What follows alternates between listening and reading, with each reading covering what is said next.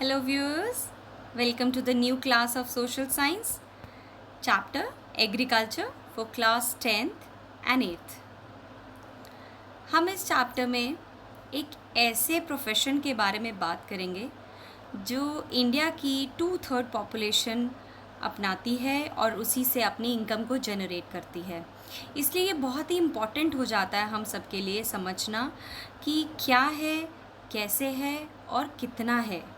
हमारा agricultural sector क्या क्या करता है और किन किन एस्पेक्ट से डील करता है, उसके बारे में ये चैप्टर है। चलिए हम पढ़ना शुरू करते हैं। सबसे पहले हमें समझना होगा what is the meaning of agriculture. Agriculture का क्या मतलब है। एग्रीकल्चर एगर वर्ड से लिया गया है जिसका मतलब है सॉइल, और कल्चर का मतलब है वहाँ पर कल्टीवेशन करना। तो एग्रीकल्चर एक ऐसी साइंस है, आर्ट है कल्टीवेशन की, सॉइल की, जो वहाँ पर क्रॉप्स को उगाया जाता है और लाइफ स्टॉक को रेयर किया जाता है, यानी हार्वेस्ट किया जाता है आपकी क्रॉप प्रोडक्शन को, और इसीलिए इसे हम फार्मिंग भी कहते हैं। अब हम बात करते हैं कि क्या क्या फैक्टर्स हैं जिनकी वजह से ह्यूमन फार्म इनपुट्स, ये सब चीज़ें क्या हैं जो इफ़ेक्ट करती हैं हमारी प्रोडक्शन को। सबसे पहले अगर हम ध्यान दें फिज़िकल फैक्टर्स क्या हैं कि उस जोग्राफिकल एरिया में, लैंड पर आसपास में क्या क्या ऐसी चीज़ें हैं फिज़िकली जो इसे इफ़ेक्ट करती हैं, जैसे रेन, टेम्परेचर, स्लोप। ये सारे फैक्टर्स जो हैं वहाँ के फिज़िकल फैक्टर्स हैं और अकाउंट करते हैं कि कैसी क्रॉप प्रोडक्शन होगी। अगर वहाँ पे टेम्परेचर बहुत ही ज़्यादा कम है, सन की फोटो पीरियड बहुत छोटी है, स्मॉल है, तो नेचुरली वहाँ की वेजिटेशन बहुत अच्छे से ग्रो नहीं कर पाएगी।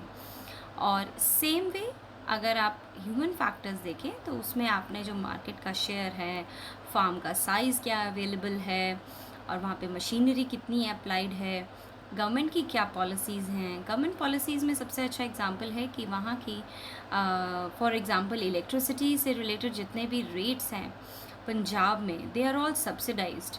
वो इसलिए सब्सिडाइज़ किए जाते हैं कि वहाँ पर जो भी डीज़ल है वो आपका इरिगेशन पर्पसेस के लिए जो जनरेटर्स में यूज़ किया जाता है, वहाँ की जो इलेक्ट्रिसिटी है, उन सब चीज़ों पर सब्सिडी रखी जाती है ताकि फार्मर का जो प्रोडक्शन कॉस्ट है वो कम रखा जा सके। तो गवर्नमेंट पॉलिसीज़ डेफिनेटली मैटर करती हैं। अब हम बात करते हैं कुछ important related 1 marker questions. Agriculture, sericulture, pisciculture, viticulture, horticulture. Let us define them all.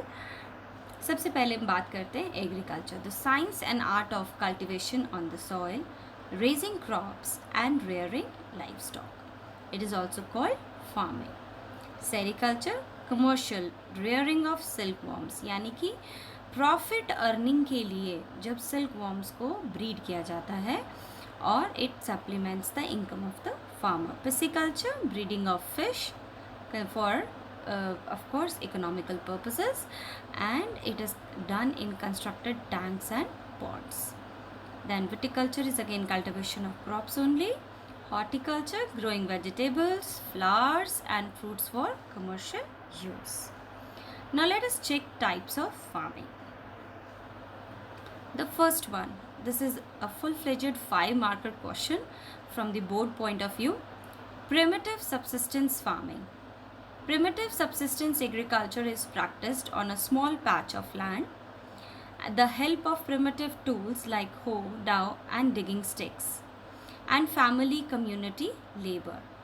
Basically, primitive subsistence farming is, the very name is telling, नाम से ही आपको पता चल रहा है, जो पुराने तरीके से, जो बेसिक ओल्ड मेथड्स हैं उनसे इसको यूज़ करके कल्टीवेशन की जाती है।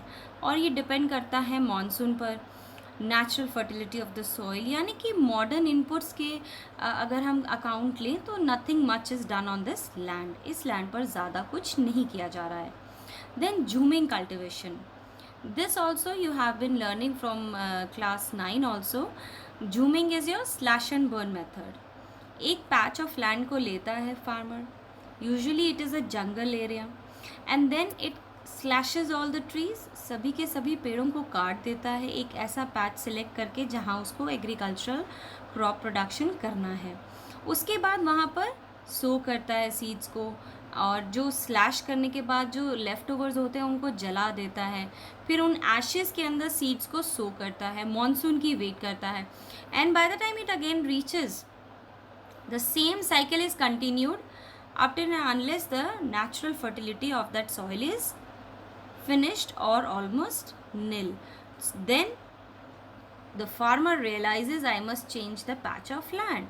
So again he switches, he shifts. So that is why इसीलिए इस झूमिंग कल्टीवेशन को शिफ्टिंग कल्टीवेशन का नाम भी दिया गया है, स्लैश एंड बर्न एग्रीकल्चर भी कहा गया है। अलग से 3 मार्कर क्वेश्चन भी है, 1 मार्कर क्वेश्चन भी बनता है, what is jhuming, what is slash and burn, है, and these are very very important and basic questions as well. Next is different names of jhuming cultivation, milpa in Mexico, roca in Brazil, ray for Vietnam, podu Andhra Pradesh, Kumari Western Ghats, Kuruva is Jharkhand. These are all nicknames to regions. That what this shifting cultivation or jhuming cultivation is regionally called. These are the pictures for primitive subsistence farming. The farmer is cutting, then burning, slashing is done, and the land is cleared for harvesting. Then comes the intensive subsistence farming. Primitive और intensive देखने में ऐसा लगता है कि similar हैं, but इनकी कुछ पिक्यूलियरिटीज़ हैं जहाँ से हमें ट्रेस करना चाहिए कि ये we are talking about this kind of farming, या आपसे ये वाला क्वेश्चन पूछा गया है। स्पेशली आप इंटेंसिव सब्सिस्टेंस फार्मिंग में you will find modern methods of cultivation being used. Labour intensive is there, no doubt, the same is there in primitive, whereas high doses of biochemical inputs and irrigation are used for obtaining high production. That means introduction of modern methods is there. And the other characteristics from where you can trace that this is intensive subsistence farming. This type of farming is practiced in areas of high population pressure on land. For example, आपसे ऐसे भी पूछा जा सकता है, which type of land which type of cultivation is when the pressure on the land is very high because of high population. So that means they are asking you for intensive subsistence farming. In geography you must take care for 1 marker question, क्योंकि ज़्यादातर 1 marker questions जो हैं उनको indirectly पूछा जाता है geography में, और उन्हीं के ऊपर बेस्ड आपके 4 मार्कर क्वेश्चन होते हैं। दैट मीन्स जो 5 मार्कर क्वेश्चन है, अगर उसके 1 मार्कर ऑब्जेक्टिव क्वेश्चन को आप करेक्ट करते हो तो ज़्यादातर उसी पर ही बेस्ड आपका बाकी 4 मार्कर क्वेश्चन होता है। तो जैसे अगर आपसे वो पूछ लें कि which is this type of farming where areas of high population pressure is there on land, and कोई भी एक ऐसी करेक्टरिस्टिक दे दी जाती है और उसके साथ बोला जाता है right a detailed note on it.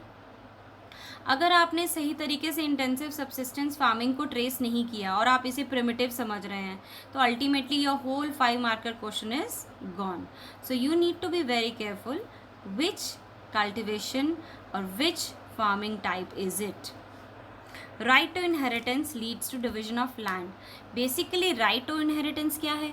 Inheritance means the father is giving, जो फादर है वो अपने बच्चों को आगे लैंड बांटता है, अगेन वो ब्रदर्स एंड सिस्टर्स में बट जाती है, फिर again they give away their land to their children. तो हर बार जो लैंड है वो फ्रैगमेंट हो रही है, टूट रही है, डिवाइड हो रही है। So the piece of land जिस पर की कल्टिवेशन की जा रही है, क्रॉपिंग की जा रही है, वो बहुत ही छोटा होता जा रहा है जनरेशन्स के साथ, और इसीलिए बहुत ही अनइकोनॉमिकल हो जाता है, और ज़्यादातर ये सेल्फ कंजम्पशन की भी रिक्वायरमेंट्स को मुश्किल से पूरा कर पाता है। अब हम बात करते हैं कमर्शियल फार्मिंग की। कमर्शियल फार्मिंग में सबसे इम्पॉर्टेंट चीज़ है कि आपको ये चीज़ ध्यान में रखना है कि कमर्शियल का क्या मतलब है। समथिंग सेलेबल फॉर प्रॉफिट, कुछ ना कुछ उसमें से प्रॉफिट या इनकम जनरेशन होना चाहिए, then we call it as commercial farming. ज़्यादातर कमर्शियल फार्मिंग जो है या कमर्शियल वर्ड जहाँ आता है वो लार्ज स्केल पे किया जाता है। और इसमें 1 मार्कर क्वेश्चन की डेफिनेशन भी है, that is your plantation. Plantation अगर आप कहीं पर एक्सप्लेन करते हो तो be very specific that you tell in the definition कि एक ही टाइप का प्लांट सो किया जाता है रोज़ में। A single crop is grown in a large area in rows. Then इसके अलावा क्या कैरेक्टरिस्टिक्स हैं? Use of higher doses of modern inputs like HYV seeds, chemical fertilizers, insecticides, pesticides etcetera. In India, tea, coffee, rubber, sugarcane, banana, etc. are important plantation crops. हो सकता है आपसे question इस तरीके से पूछ लिया जाए कि name one beverage crop and give a detailed note on it. इसमें टी ये आपकी बीवरेज क्रॉप है, कॉफ़ी भी है, तो दोनों का आंसर्स करेक्ट होंगे 5 मार्क का क्वेश्चन में अगर आता है। लेकिन अगर आप पहला पार्ट सही से अटेम्प्ट नहीं करते हो, आप उसे आइडेंटिफाई नहीं कर पाते हो, तो रेस्ट 4 मार्कर इज गॉन।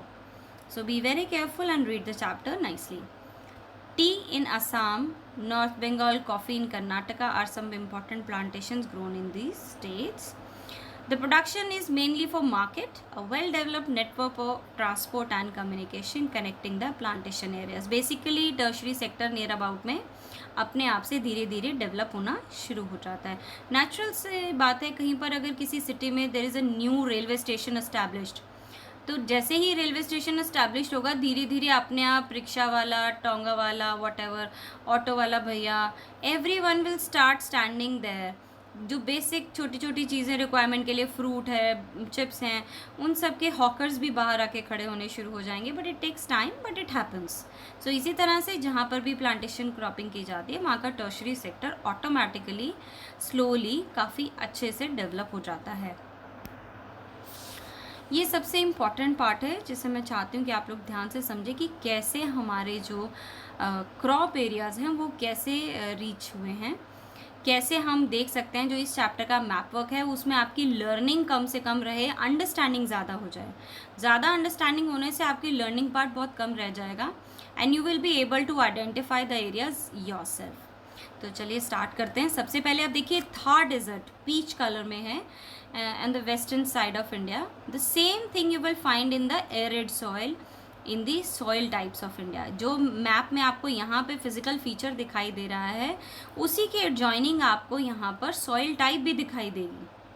अगर आप इंडो गैगेंटिक प्लेन को देखते हैं जो एक ग्रीन शेड एरिया है, वही यहाँ पर आपको लाइट येलो कलर में जो है आपको एलुवियल सॉइल दिखाई देगी। तो ज़्यादातर एरियाज़ जो हैं वो आपको इसी तरीके के दिखाई देंगे जो कॉरस्पॉन्डिंग उसके फिजिकल फीचर्स हैं। जैसे आपका हिमालयन माउंटेन एरिया है, वहाँ पे आपको forest and mountain type of vegetation मिलता है, वैसा ही सॉइल मिलता है। सो ये जो डिराइव्ड मैप होता है, basically we never try to derive it. आप ऐसा कभी सोचते नहीं हो, सभी मैप्स को अलग अलग प्रिपेयर करने की कोशिश करते हो, बट अगर आप इनको डिराइव करके करें तो कनेक्टिविटी होने की वजह से भूलने के चांसेस भी कम होते हैं और इनसे जो नेक्स्ट आगे डिराइव्ड मैप्स हैं उनकी लर्निंग भी बहुत ईजी हो जाती है। Same way if you look at the Deccan Plateau area, that is yellow here, the physical feature map, there you can see the black area there. ये क्या है? प्लेट टेक्टोनिक के टाइम पर जो एक पूरा लैंडमास आपका यूरेशियन प्लेट से आकर मिला था ऑस्ट्रेलिया से। सो व्हाट हैज़ हैपन, ये यहाँ पे आपको जहाँ जहाँ पे भी कंटेंट्स जैसे मिलेंगे वैसा वैसा सॉइल टाइप्स मिलेगा। जैसे अगर आयरन ज़्यादा है तो रेड सॉइल हो गया, और ये हमें मालूम है कि ये सारा सॉलिडिफिकेशन ऑफ लावा से बना हुआ है। So that is why only mostly you will find all the soils here which are black and red. और लीचिंग सॉइल और ये सब लेटराइट सॉइल मिलेगा क्योंकि एक्सेसिव वॉशिंग है उन एरियाज़ में सॉइल का। So this is a derived map. Keeping account of both these maps, let us switch to another map. अब आगे मैप्स को हम समझते हैं। इधर आप देखिए लेफ्ट हैंड में आपके एनुअल रेनफॉल का मैप है। एक एग्जांपल हम लेते हैं, यहाँ पर आपको मॉडरेट टाइप ऑफ रेनफॉल मिलेगा नॉर्दर्न बेल्ट में जहाँ पर वीट की प्रोडक्शन है, जो कि इस डार्क कलर्ड शेडेड एरिया में है। वीट प्रोडक्शन मैप में राइट हैंड साइड पर।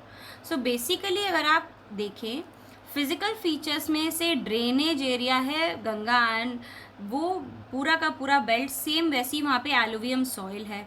अब वैसी ही वहाँ पर आपको मॉडरेट रेनफॉल मिल रही है। इफ़ यू अकम्पनी, आप इन दोनों फैक्टर्स को अगर आप इकट्ठा जोड़ो कि कैसी सॉइल टाइप है, कैसी रेनफॉल है, इसी वजह से आपको यहाँ पर वीट का प्रोडक्शन काफ़ी ज़्यादा मिलता है।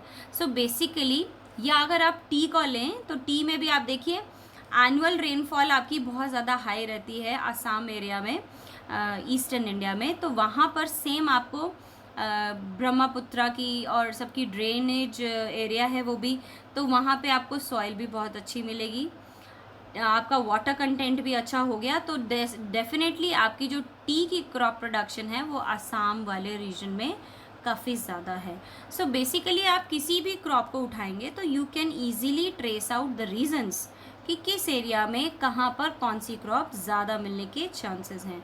सो अंडरस्टैंडिंग क्रिएट करनी चाहिए। Let us see.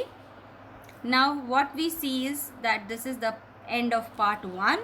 I hope you have understood the base of the chapter, and we will continue with the next class in part 2.